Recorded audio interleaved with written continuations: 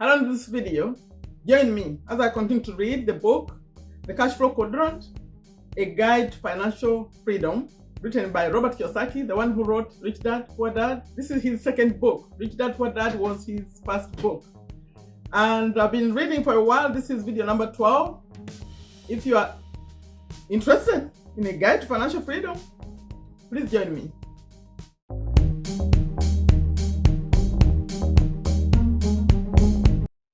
Hello, welcome to Take a Step to a Better You. On this channel, I share what I learn, continue to learn, and mostly my topics are about business and money and personal development. And this is recently I'm doing it through books.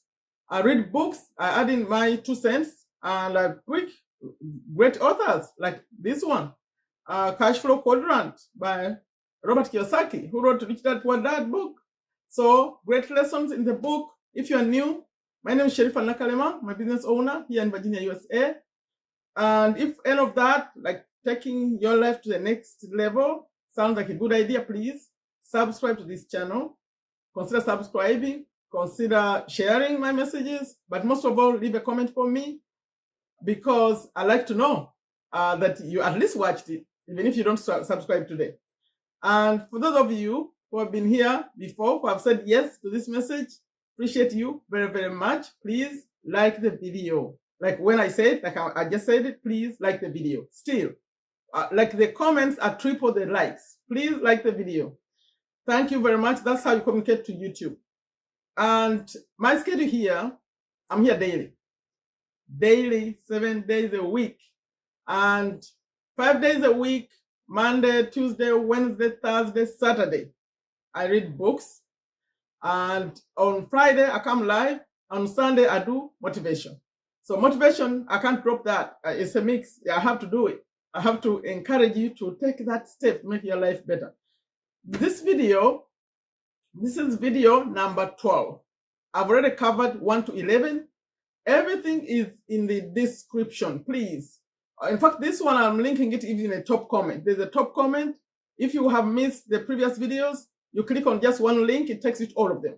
In the pinned comment, also in the description. Also, you can in the description, you can see a link taking you to Amazon. To if you want Audible, it's free for 1 month.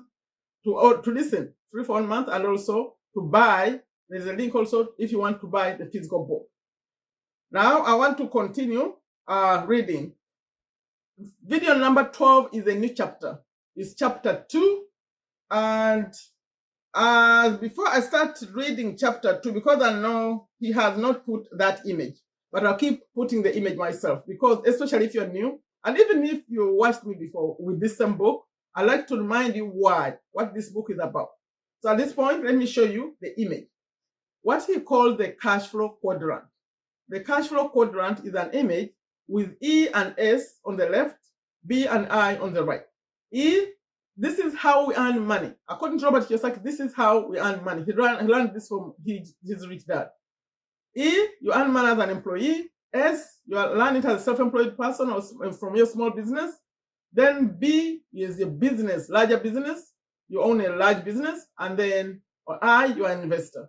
So recently he was telling us you could earn money from any of those or all of them or some of them. It could be a mix.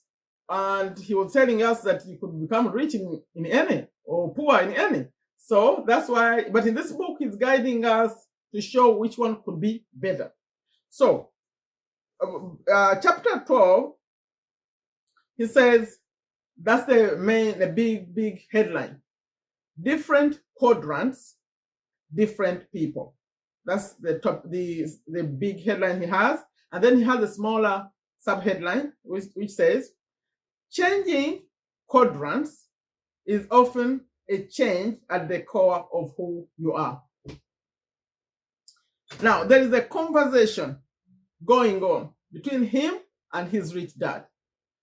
Please just follow as I read. You can't teach an old dog new tricks. My highly educated dad always said. That's a quote. I had talked with him on several occasions, doing my best to explain Actually, this conversation is going at the beginning right here. It's about the poor dad. You know, his poor dad had money at some point, but he became he had money and then he became poor. We finished that story recently.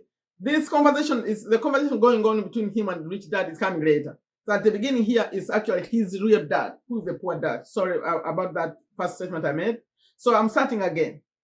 You cannot teach an old dog new tricks. My highly educated dad always said. That's his dad. I had talked with him on several occasions, doing my best to explain the cash flow quadrant in an effort to give him some new financial direction. Nearing 60 years, you know, before we learned how he struggled. He was struggling after he lost his job. So now it makes sense. If you haven't watched the previous videos, this will not make too much sense. His dad was struggling now. Nearly 60 years of age, he was realizing that many of his dreams weren't going to be fulfilled. His blacklisting, he called it blacklisting is in quotes, seemed to go beyond the walls of state government. He was now blacklisting himself. He was blacklisting people who took his job. I tried it, but it didn't work, he said. My dad was referring to his attempts to be successful in the S quadrant, the self-employed, as a self-employed consultant, and as a B when he powered much of his life savings into a famous ice cream franchise that failed. Being bright, he conceptually understood the different technical skills required in each of the 4 quadrants. He knew he could learn them if he wanted to, but there was something else holding him back. One day over lunch, I talked to my rich dad about my educated dad. This is the conversation I was talking about, with the one that's going to happen between Robert and his rich dad. He said, your father and I aren't the same people at the core, said rich dad. Your father and I aren't the same people at the core. While we both have fears, doubts, beliefs, strengths, and weaknesses, we respond or handle those core similarities quite differently. Can you tell me those differences? I asked. Not over lunch, said rich dad, but how we respond to those differences is what causes us to remain in one quadrant or another. When your dad tried to cross over from the E quadrant to the B quadrant, like from an employee to a business owner, intellectually, he could understand the process, but he could not handle it emotionally. When things didn't go smoothly and began to lose money, he didn't know what to do to solve the problems. So he went back to the quadrant he most felt comfortable in.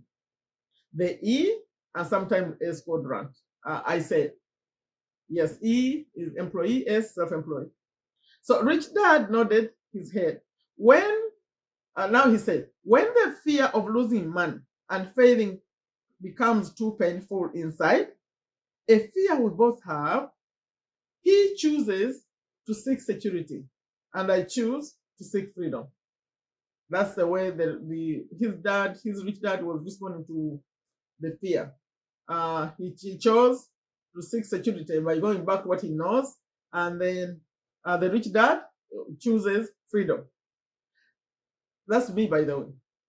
And that is the core difference, I said. Signaling, okay, he's adding in extra things that I'm going to skip, I think.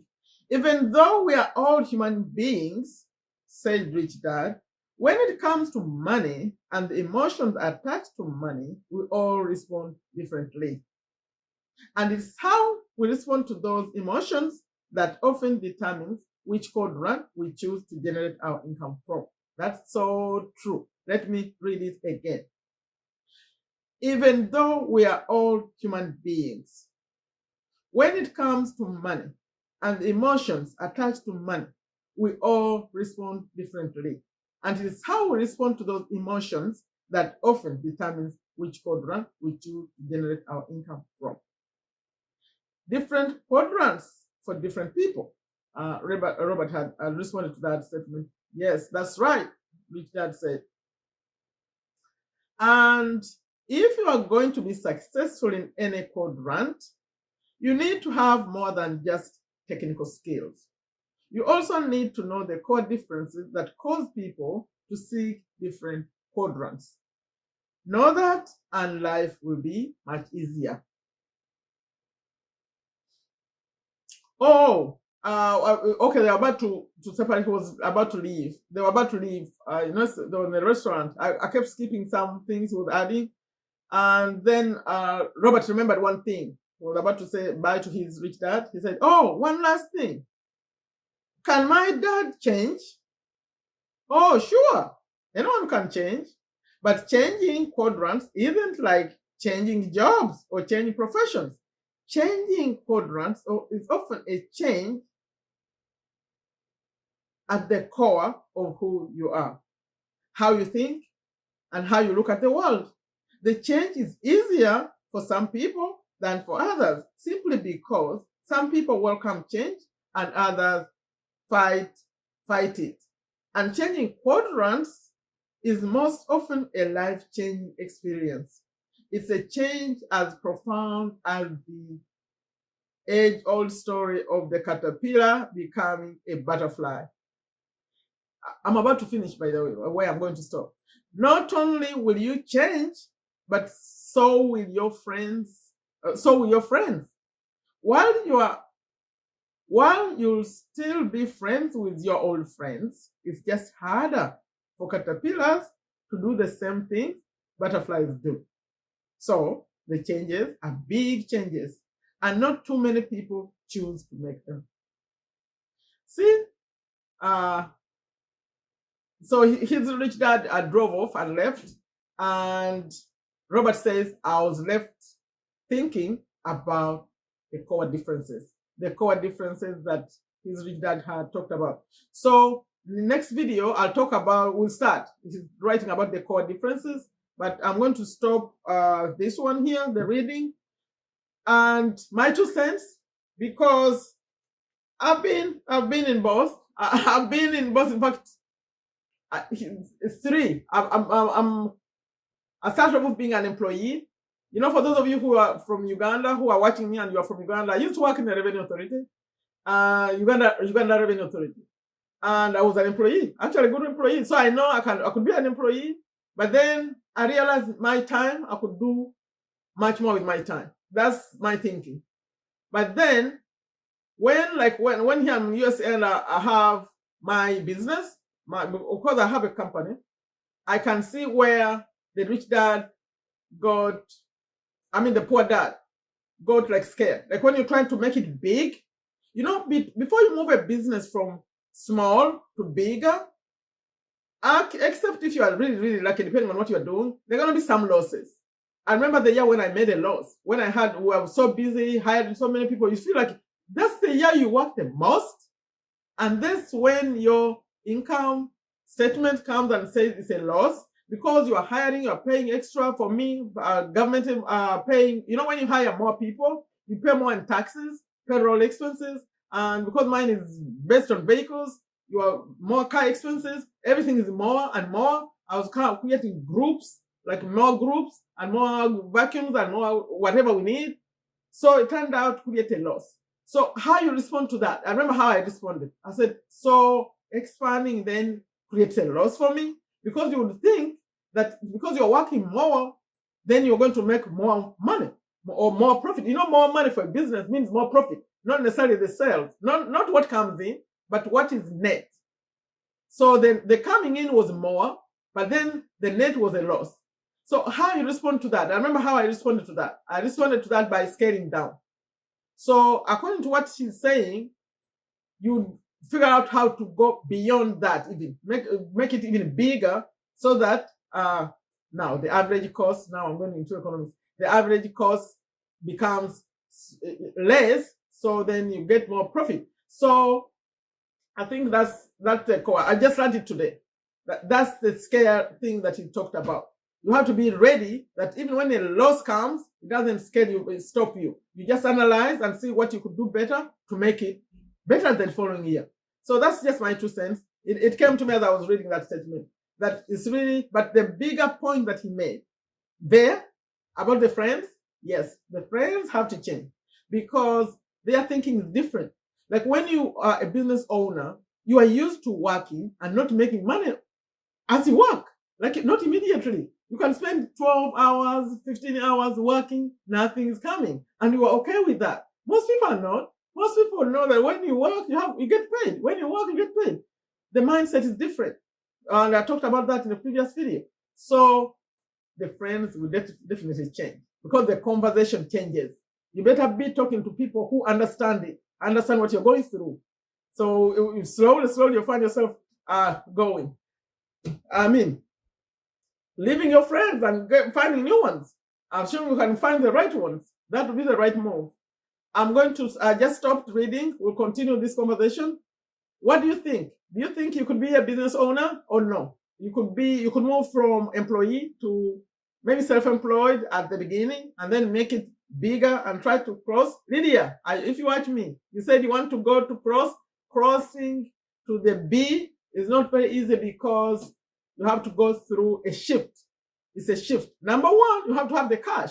It has to involve some cash. I don't know if you're going to borrow it, whatever, but it involves money. But you cannot become a business owner without large amounts of money. It doesn't matter what you're doing. It has to involve good amount of cash. But when you're self-employed, you can figure it out how to do it without a lot of cash. But crossing will require cash. That's just my 2 cents. Leave a comment for me. Please like the video. Like the video. There are comments, and for those of you who come on the premiere and it has already started, I mentioned the links at the beginning. There are links in the description. There is a link in the pinned comment. Please check them out. That's how you get to all the videos I finished. That's how you get the book. That's how you get the audio, which is free. Like I always end them, I say take very good care of yourself. Take very good care of your families. Take very good care of your health. Again, like before you leave a comment. Take yourself to a better you. Bye.